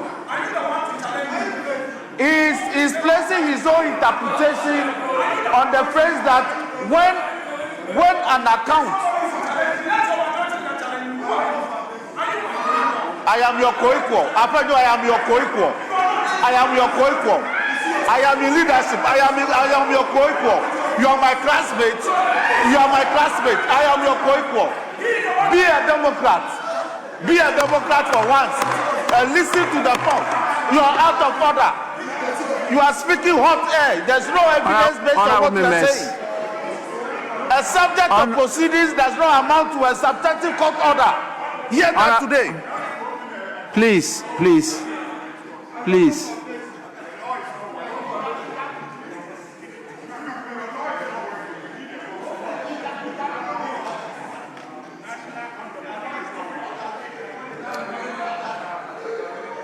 Honorable leaders, please, I'll give you enough time, but don't lead us into disorder.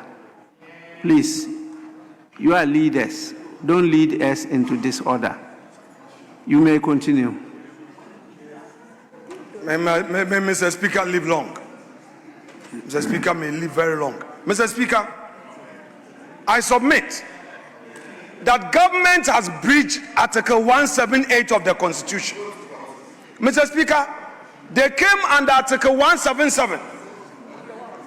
When they came under 177, and this House, through its Finance Committee, granted their prayer, and they at that moment knew that there was a court order, the right thing for them to have done was to have come to this Parliament. Mr. Speaker, for government to use another source, go into other accounts of the state to withdraw money, Mr. Speaker, it is most unconstitutional, and they should know this. Mr. Speaker, it does not allow for transparency. Honorable Minority Leader. Yes, Mr. Speaker. The challenge we have is that this is a statement. And in statements, you don't say things that will lead to debate. you are making allegations where, in the first instance, you read a communication, a letter, who supported some of the allegations you made. But where you are getting into now, I'm not sure you have evidence here as facts to support some of the observations you are making in your statement. So it will be leading us into a debate, which is what I want to caution you against. So please continue. Mr. Speaker, we have been told that some funds have been released to NADMO. Only yesterday, Mr. Speaker, we saw NADMO at Nima and Accra Newtown sharing baked beans and Indomie. Baked beans. Baked beans. Mr. Speaker, at Nima, sharing baked beans and Indomie. When, Mr. Speaker, people have lost properties,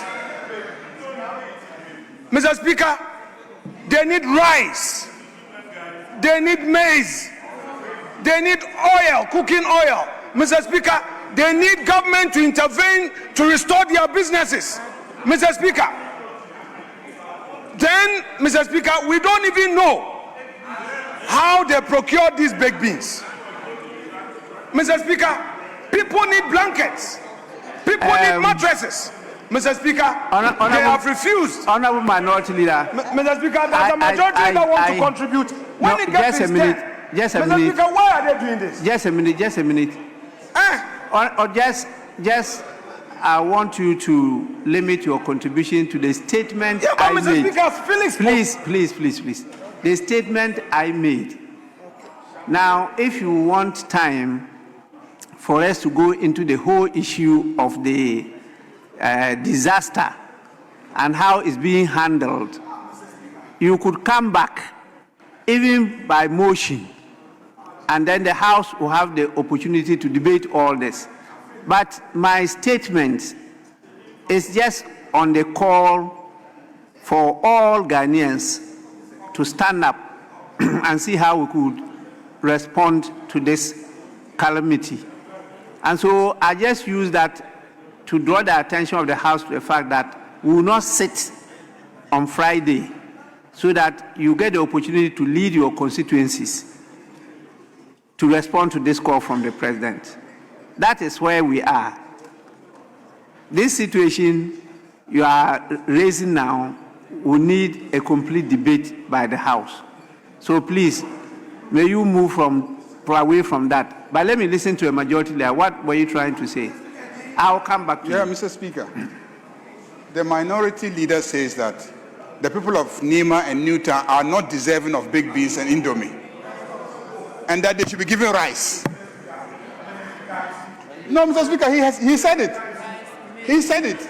No. That they should be given maize and given rice, and that they are not deserving of baked beans and Indomie. So the people of Nima should not be given Indomie to eat, because they don't deserve Indomie, they don't deserve baked beans. He just said it. And that's why I think he must withdraw.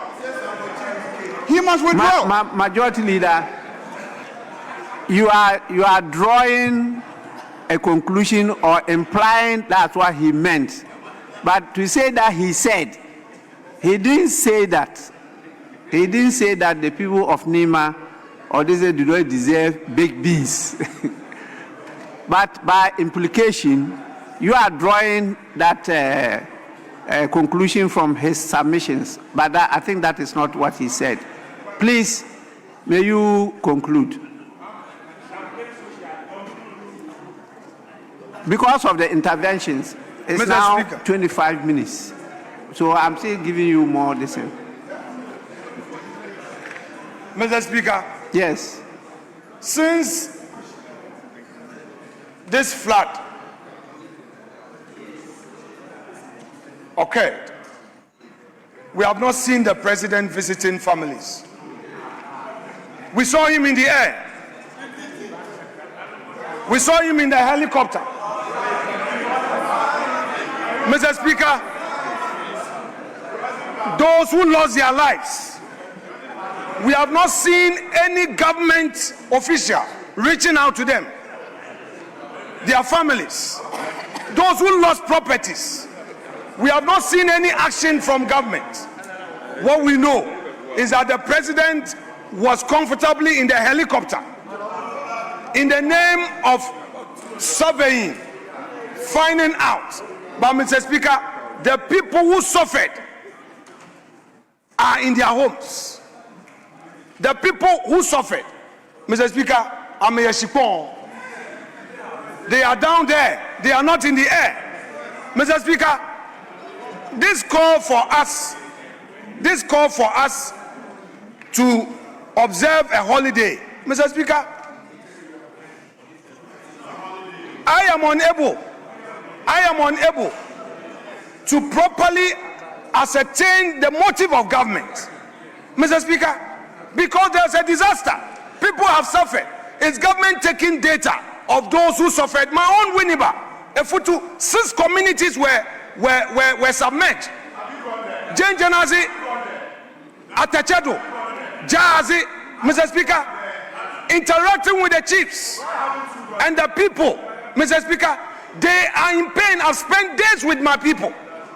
Mr. Speaker, the roads have been cut off. They can't go to their farms, Mr. Speaker. That is the reality. We are talking about Accra. Winneba, 6 communities. Jenjanzi people cannot cross with Winneba. Jahazi, they cannot. Atachado, they cannot. In Swetchi, they cannot. Osbonpeyin, they cannot. Atetu, they cannot. Silver Chrome, they cannot. That is the situation. Mr. Speaker, I think, hold the view that, Mr. Speaker, beyond the optics, government must demonstrate serious action. What is the sanitation policy of government? What is the sanitation policy of government? Mr. Speaker, it is not enough to engage in any blame game. They are in charge. They are responsible. They are in government. 1.5 years. Agrobeswa Efianopa. Mr. Speaker, it is their duty to tell the country a clear policy in dealing with this matter. You cannot say that it is leadership problem when you are in opposition, then when you come into office you say it's engineering problem. Mr. Speaker, there must be consistency. There must be some principles.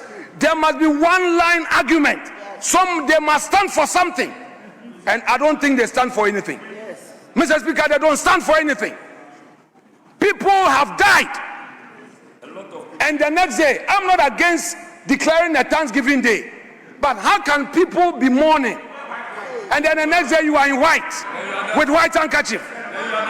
What do you know that we don't know? What do you know that we don't know?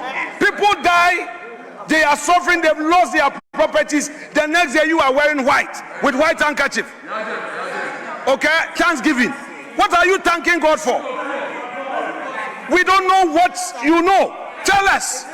Mr. Speaker, I support your call as a father of this house that we should observe that day, engage our constituents in this cleanup exercise, keep our environment clean. I support it. But the government must do its side. The local government ministry. Mr. Speaker, if you come into office and you identify irregularities in any contractual obligation, yours is to review. In the process, you don't bring governance to a standstill. For over a year, we've not seen any proper cleaning. Our drains are choked. It's because of government decision. Mr. Speaker, it's because of government decision.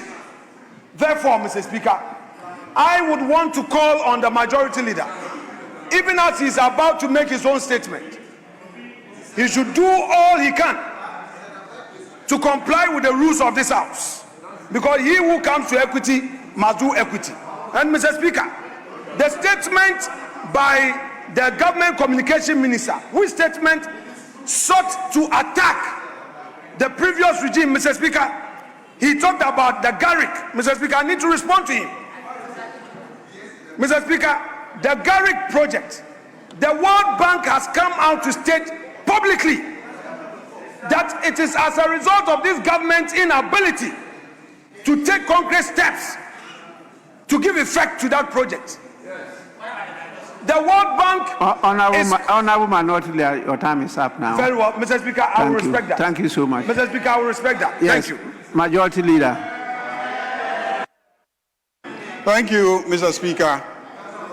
Let me join colleagues to express our condolences to the families of the deceased and our sympathies to those who have lost property. Their houses have been damaged, flooded, and many have been rendered homeless. And I join Mr. Speaker to express our sympathies to all those families. But Mr. Speaker, let me start from the Minority Leader's constituency.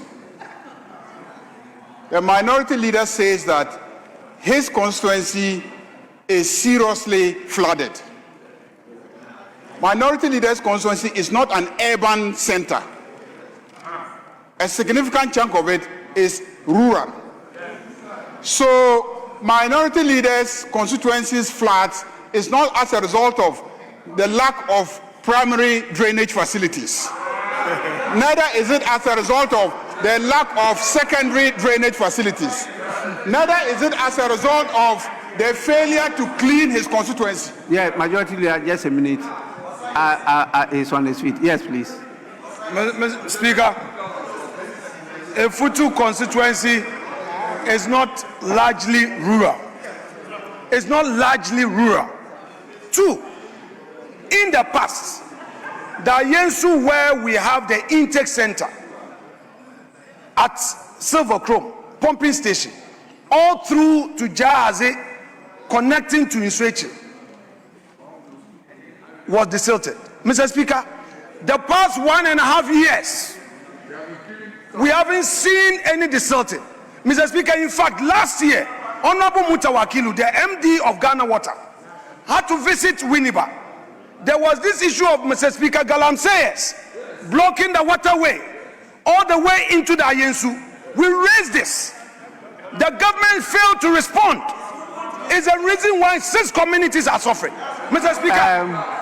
Minority Leader, but please, this is not a point of order. It's not Well, point Mr. of order. Speaker, I need to give him point of information. No, Mr. Speaker, he is misleading the House. Mr. Speaker, Mr. Speaker, don't come into this. He brought Please. himself. He brought himself. You know, I It's won't about my come in. constituency. Yes, please. Majority Leader, you may continue. So, Mr. Speaker, what happened last week and what happened in June is something that hardly ever happens in Ghana. Mr. Speaker, in 2025, the total rainfall was estimated at 56 millimeters. 56. On the day when we suffered the floods, it is reported that we had between 140 to 169 millimeters. Just 13 hours. 3 times the entire rain volume of 2025. All that poured into Accra within 13 hours. And Mr. Speaker, it is important to place the development in proper context. It is not just the rainfall of that particular day. The entire month of June, we experienced a lot of rains. So, according to the meteorologists, when you look at the data, the month of June alone experienced over 593 millimeters of rain. And that this has never happened in the history of Ghana. Never happened in the history of Ghana. Never happened in the history of Ghana. So the ground was already soaked. The ground was soaked. So when the downpour, which also hasn't happened since 1995, also came, the ground was already soaked. So I think that it is not in the best taste for us to turn the flooding into a political matter. We can discuss it, yes. but I can see clearly that people are politicizing the rainfall, people are politicizing the flooding, and worse still, people are even trying to politicize the death that occurred during the flooding. Majority Leader, just a minute. Yes, please. Speaker, with respect, the Majority Leader is now taking us into the arena of theories. Mr. Speaker, there is a real situation, policy failure. He should address it. He is a leader of government business. The government has failed in its policy. You are now saying the ground was soaked. Soaked with what? Soaked with what? Mr. Speaker, he now said the ground was soaked. Minority Leader, please. Which blood soaked the ground? Please, this is not point of order. This is not point of order. Mr. Yes, Speaker. Majority Leader, please, you may continue. Majority Leader. Talk about policy. Your government failed. Mr. Speaker, Mr. Speaker, I think that as a House, we can express our sympathies, we can express our condolences, but let's avoid trying to politicize an occurrence that clearly from the scientific evidence before us could not have been anticipated by any government. In fact, according to the evidence, since 1995, we have never experienced such levels of rainfall. 1995. Such level of rainfall in one day. And throughout the history of Ghana, we have never experienced such rainfall within 1 month. So 1995, unprecedented one-day rain. Since Ghana was formed, unprecedented 1 month rain. We've never seen it. Go to meteorological department. The data is coming from them. That is where the data is coming from. So, Mr. Speaker, that is the problem that we're confronted with. But that doesn't mean that there are no policy failures. That doesn't mean that there are no institutional failures. And that doesn't mean that there is no human responsibility. Those factors are true, and members have raised all of them. As we speak, Mr. Speaker, the major cities of this country don't have master hydrological plans. The plans that exist were drafted many years ago, and they were for limited parts of the cities, and at that time they were drawn for smaller areas.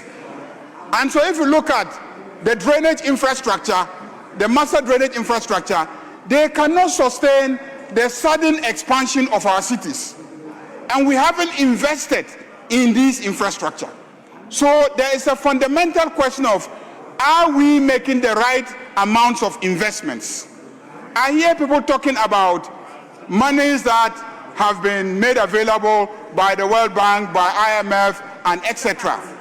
The truth of the matter is that the volume and then the infrastructure volume that is needed, we need far more than what we are receiving. Let's discuss that. Let's debate that as a parliament. How do we mobilize the amount of monies needed for huge infrastructure development by way of the construction of primary drainage, secondary drainage, and then tertiary drainage? How do we invest in sanitation? These are issues that I expect this House to be debating and then making some recommendations. I have several times said that we are not cashing in on property rates. In the neighborhoods, the drains need to be constructed primarily relying on property rates. If you go to Regmanuel, you go to Trasaco, when it is flooding, you don't see flooding there. You hardly see flooding there because within the estates, the primary drainage infrastructure is well constructed. And the property owners are paying for it.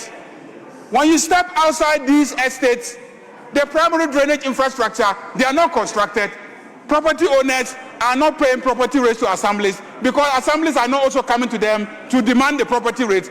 And where do you expect the funding to construct the gutters in front of your homes? So we as Parliament, with oversight responsibility for these agencies, must get them up and doing in terms of their responsibilities. We need to insist that assemblies collect the rates, and that when the rates are collected, we need to insist that they go into the infrastructure needed for drainage in the community, in the neighborhood, so that central government can look at how to invest in the secondary and tertiary drainage infrastructure. But you can't have a central government cough out money for primary drainage, cough out money for secondary, cough out money for tertiary, and property owners are not willing to invest. And yet when the rains come and the floods come, they lose far more than they could have paid as property rates. They lose far more. And then when you ask them why they not paying property rates, they also tell you that the assemblies don't even come to ask for them. And when the assemblies come and collect the money, they don't put the money in the construction of their drains. So there is a problem, fundamental problem. And we as leaders must sit up and look at this and figure out how to deal with it. Instead of trying to create the impression that because so many people died when NDC was in office the first time, and so many people died last week, then NDC must be bringing death. What kind of argument is that? And saying that when there is flooding across the country and the president decides to take a helicopter just to have a clear view of what the situation is, that one is a problem. Why did you buy the helicopters as a government? Why did you buy the helicopters? So that when there is a need to use it to have a proper view of the country, you can do that. How can a president fashion policy if he doesn't appreciate the extent of the problem? So what is ever wrong with a president sitting in a helicopter to go around and see and check if the town is flooded? I am surprised. The president could have walked into a community, but walking into a community does not give you a global view of the problem. And the president deals with the problem generally, a global view of the problem, not micro views of the problem. I'm surprised that such an announcement by the Speaker will be greeted with such responses. I'm surprised. But Mr. Speaker, the cleanup exercise is being proposed by government because the whole area has been flooded. A lot of, materials have gotten into the drains. And for us to prepare for rains that will be coming, we need to generally clean the place. Desilt the various drains, gather the waste, and then keep them at a safe distance so that when it rains in the next couple of days, we are sure that the drains will be able to carry the waters that will be coming down. So it is important for us as members of Parliament to go back to our constituencies and then assist them, prepare them, mobilize, because in this instance we need to mobilize. We need to mobilize materials for cleaning. We need to mobilize trucks for hauling the waste to a safe distance. All that requires some investment. And as members of Parliament, we all have some small common fund which is given to us. I urge you, you can draw on the common funds that have been given to you to support the effort to carry out the cleanup exercises that will free the drains and free the neighborhoods so that we can be safe when the rains come back. And Mr. Speaker, I also want to draw attention to the fact that we must sensitize our communities, because as we speak, whatever actions will be taken are temporary measures. But I urge the various agencies to prepare, and when the rain stops, let us as a country, please, let's face it. Let's take the bull by the horns Those who have built in waterways, we must demand that they account. Assemblies that have failed in their responsibility to safeguard, green areas and then Ramsar sites and areas that should absorb the water, let's hold the various assemblies to account. That is what we should be doing as leaders. If we do that, I believe that the environment will improve. Let's insist that the planning be done. People are building, and they are building in such a way that everywhere is being concreted. Who is approving those plans? Where you build and everywhere is concreted, the rains come and there is no empty soil that will absorb the water. Those are the issues that we should be dealing with as leaders. Planning. And every single member of parliament is a member of an assembly. And all these decisions are taken at the assembly level. So let's offer leadership at that level. I believe that if we offer leadership at that level, we'll go a long way to try and then solve the problem. But not to politicize the president sitting in a helicopter just so that he can have an aerial view of the flooding that has taken place. Not to politicize people who have died as a result of the helicopter. And lastly, on the issue of the money, let me address that. It is true that the account has been garnished, but you know very well that the public financial management legislation makes provision for the finance minister to be able to make variations and draw the money from other sources. So don't assume that because there is a garnish order, there is no other source for the money. And what the Minister for Government Communications said is that the minister came to this house to obtain permission, and permission was granted for him to draw from that account. If he goes back and finds out that that account is not available, the minister has the discretion. He has the discretion to make temporary arrangements to deal with an emergency, and he can via other allocations in the budget and allocate it so that later on when he deals with the problem with the garnished account, he can then send the money back. Majority Leader, since you are on this point, your colleague was on his feet. Yes, please let me listen to you. Mr. Speaker, the Majority Leader is making a very serious statement that have constitutional consequences.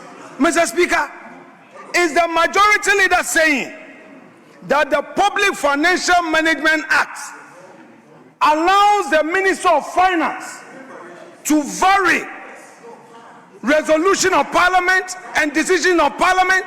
Mr. Speaker, there's a world of difference between variament and variation. Mr. Speaker, the Majority Leader must be careful. Mr. Speaker, he should point to which provision in the Public Financial Management Act where the Minister of Finance can come here under Article 177, and when that approval is given, he can choose, because government slept on its job, because government could not defend the state, and there was a garnishing order against the government. Mr. Speaker, it is the duty of government to put in place the necessary legislation to protect the contingency fund. Mr. Speaker, please. How can the leader of government business claim that the Minister of Finance can vary orders of this house? So they withdraw money from another source. That is what he's telling us and justifying. Mr. Speaker, he should quote the law. Please. Quote the specific provision. Please. Quote the law. Minority Leader, you are a lawyer. Your colleague, Majority Leader, is also a lawyer. At least, as lawyers, do you know of any law which permits the contingency fund to be garnished? In law. Speaker, I'm able to respond. Mr. Speaker, a good question. And that question goes to the Attorney General. Because you are representing the state. Why did you have the judiciary? You remove the Chief Justice. The entire judiciary is in your arm. You have the whole judiciary. The CJ is your baby. He's following you everywhere. Why would you sit down for them to garnish government account? Mr. Speaker, the entire judiciary is controlled by you. You control the judiciary. Yes, Majority Is it only Leader. on criminal prosecutions? Mr. Yes. Speaker, so the judiciary ruled against you. What did you do? The Attorney Minority General Leader, should brief the House. Minority Leader, I've heard you. I've heard you. He should brief Yes. the House. Majority Leader, Come yes. and brief us how the Garnishi order came by. Minority Leader, I've heard you. Yeah, Yes, Mr. Majority Speaker. Leader, yes. For the minority leader to stand in this chamber and tell the Attorney General and Minister of Justice that the judiciary is in his hands. Mr. Speaker, that he, the Attorney General, has removed the Speaker. Mr. Speaker, Mr. Speaker, Mr. Speaker, Mr. Speaker, Mr. Speaker, a lawyer of no mean standing like him is telling this House that when MPP was in power, that the Chief Justice was in his hands, that he was directing the Chief Justice, that he was controlling the Chief Justice. Because unless he has controlled the Chief Justice and knows that Chief Justice is capable of being controlled, he cannot accuse others of controlling the Chief Justice. So he is claiming that when he was leader and when MPP was in government, he was controlling the Chief Justice, and that is how he got the Chief Justice to convene a court and then the court to rule against this House sitting at certain times. That's what he's suggesting. So he knows that the Chief Justice can be controlled. So is that what you are doing? Is that what you are doing? Well, honorable members, we have come to the end of the comments on the statement, and we move on to the next items on the agenda. Thanks for watching. Please like, subscribe, and click on the bell for more updates.